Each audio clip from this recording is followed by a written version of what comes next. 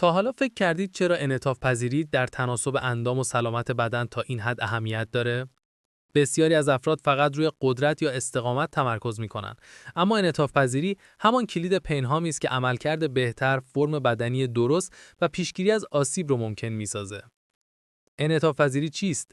انعطاف پذیری یعنی توانایی عضلات و مفاصل برای حرکت در دامنه کامل حرکتی بدون درد یا سفتی. این ویژگی به کشتزنی عضلات، ساختار بافت همبند، نوع مفصل و کنترل عصبی عضلات بستگی داره. فواید انعطاف پذیری: افزایش انعطاف پذیری به معنای بهبود کیفیت حرکت، کاهش آسیب‌ها و ریکاوری سریعتر است. همچنین موجب بهبود وضعیت بدنی، هماهنگی حرکتی و آرامش ذهنی می‌شود. به طور خلاصه، انعطاف پذیری فقط خم شدن و لمس پنجه پا نیست، بلکه توانایی حرکت آزاد و مؤثر بدن است.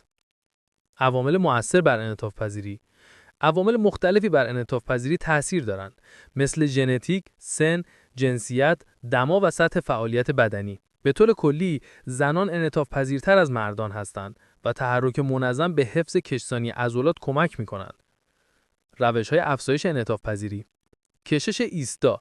هر حرکت کششی و 15 تا 60 ثانیه بعد از تمرین نگه دارید تا عضلات آرام و بلندتر شوند. کشش پویا. حرکات کنترل شده مانند تاب دادن پا یا دایره زدن بازوها را پیش از تمرین انجام دهید تا بدن آماده شود. کشش PNF.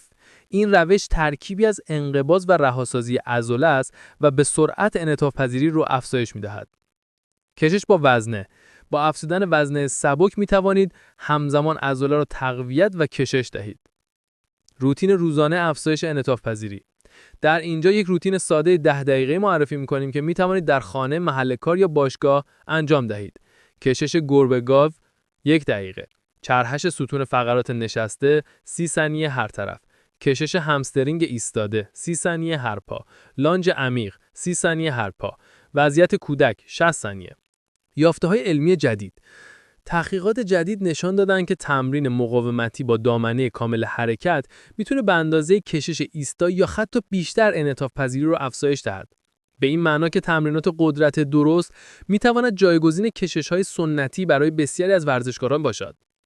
اشتباهات رایج: از کشش بدون گرم کردن، حرکات ضربه‌ای یا فشار تا حد درد خودداری کنید. کشش باید حس کشیدگی ملایم داشته باشد، نه درد. حالا بریم برای جمع‌بندی.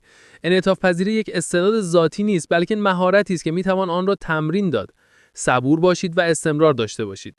بدن شما هر روز آزادتر و روانتر حرکت خواهد کرد. اگر این ویدیو برایتان مفید بود، فراموش نکنید لایک کنید، سابسکرایب بزنید و آن را با دوستانی که میخوان بهتر حرکت کنند و قوی‌تر شوند به اشتراک بگذارید.